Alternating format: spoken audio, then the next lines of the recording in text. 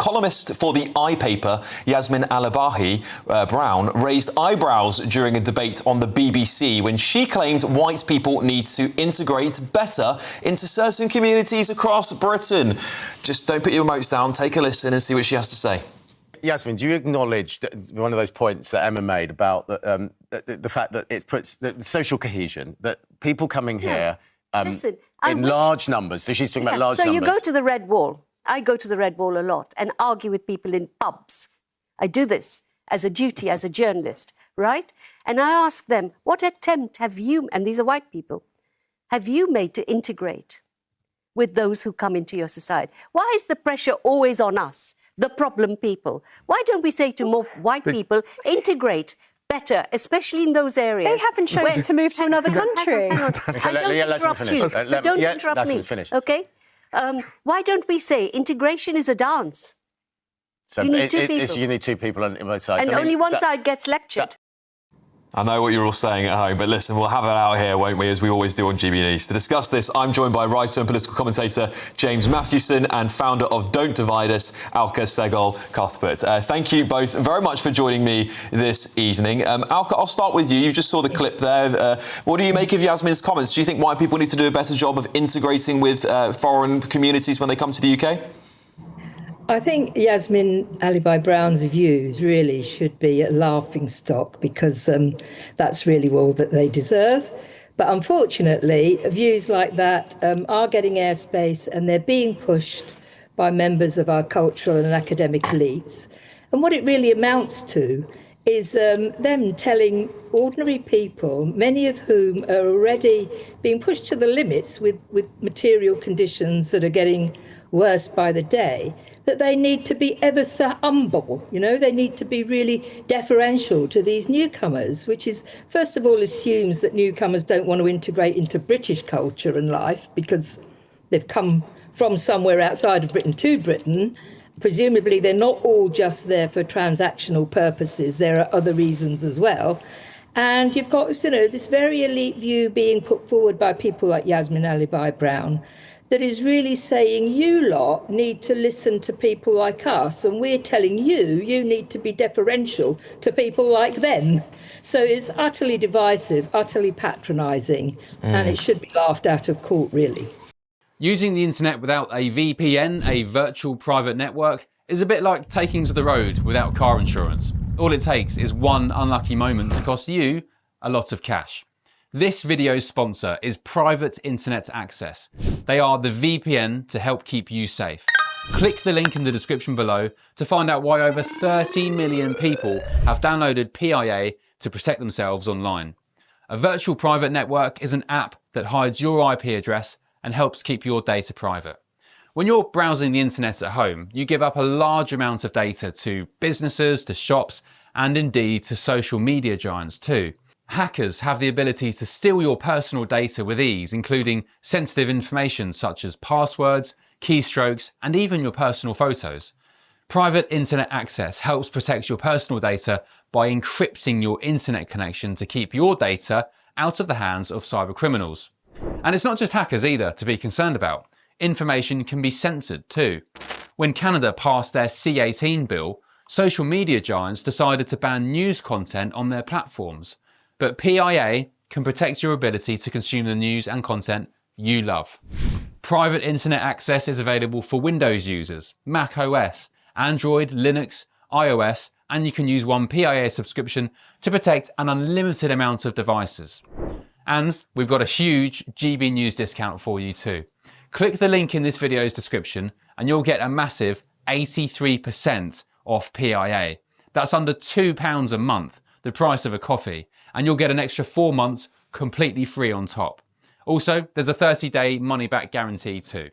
Visit piavpn.com/GBnews to start protecting yourself digitally today. Yeah, James, I guess we're having a lot of conversations in the United Kingdom at the moment about culture, about divisions in society. Many people will say, actually, the onus should never be on the people that you... If I moved to Spain, for example, I would expect myself and force myself to integrate into Spanish culture. I know not everyone does, and I think those people can be... Well, people can make what they want of those people. I don't think it's very good. But surely, when people come to this country and they should integrate into British culture, it shouldn't be on the local people there to force the other way round. Well, that would make you one of the few of the Brits who move to Spain and don't live in their own little communities and their own little expat kind of cultural communities with their fry-ups and all the rest of it. But one thing I would like to start by saying is just to ask Alka, am I an elite? I don't understand this. What this language of elite means. What is a cultural elite? Am I an elite? View. It's an elite. It's a top-down view. It's a view. So as a working class man from the northeast of England, am I an elite for sharing that view? You hold, if you hold the same view as Yasmin Alibhai-Brown, ideas don't attach to people, right? Different people can hold all sorts of different ideas, contradictory ideas as well. So you may be working class in your demographics, but if you agree with Yasmin Alibhai-Brown, then yes, I'd say it is an elite view and you share it. This is something that's fascinating happening in our politics at the moment. If I disagree with you, I'm elite. Whereas the people who obviously that's not what I said. Often promoting and standing for these divisive views. If I can just make my case quickly, for those who are standing against the opposite view to Yasmin, those who believe she should be laughed out of court and all the rest of it, a lot of those people are elite themselves. People like Nigel Farage, people like Kemi Badenoch, who today's parroting America, talking about having have our own version of John, ICE. you'll forgive me. Tagging and tagging people here. One second, Alka, I'll come to you in a second. Let's hear James out.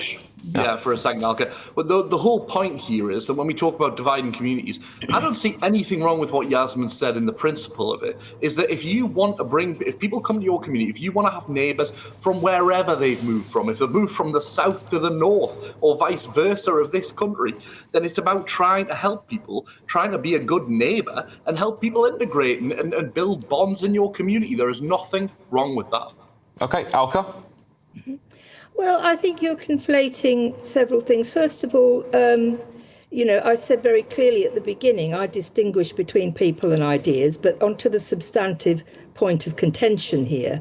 What you're talking about is neighbourliness, being nice, being kind, and many people are. Some people aren't, and that's okay, right? We do not all have to hug each other in a kumbaya. And people coming here are not fragile flowers, right? They can take. My parents themselves faced quite a lot of discrimination when they moved here. But I was brought up saying, when in Rome, you do as the Romans do. And the certain amount, whatever things that were the negative experiences they had when people were not kind, were not tolerant, were far outweighed by the majority informal. It didn't have to be pushed from above. It didn't have to be policed by policies, and it didn't have to be pushed by politicians. It was just the spontaneous, everyday reactions people have when they're allowed to get on with their lives without kind of micromanaging. I understand that. The problem is, I think, at the moment we're seeing, and the crucial word that came up during that interview with Yasmin was white, right? And that's what's upset a lot of people, is saying that white people need to do this, white people need to do that, right? The word that we're hearing, the connotations and the conflations that are being made between race and between migration and immigration. Of course, you can move to the UK as an immigrant and be white.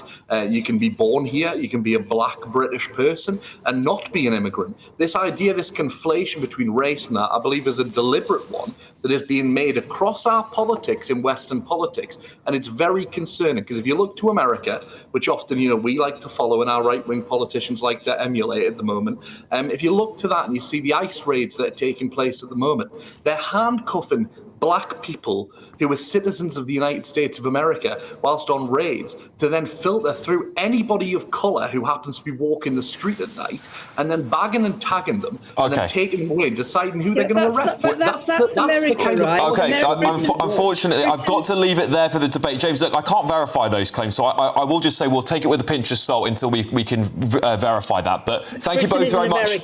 Thank you very much for joining me, both of you, James Mathewson and Alka Sehgal. Cuthbert there. there. Thank you very much. I mean, I honestly agree with Alka. I just think if you come to, if you move anywhere, whether you're British, you're white, you're black, you're brown, whatever you are, you should integrate with the people that you move around. It should never be on the local people to be forced to integrate with you. It just seems completely backwards. And when it comes to immigration, I think we've been bending over backwards to the idea of multiculturalism, which has really failed massively over the last decade or so.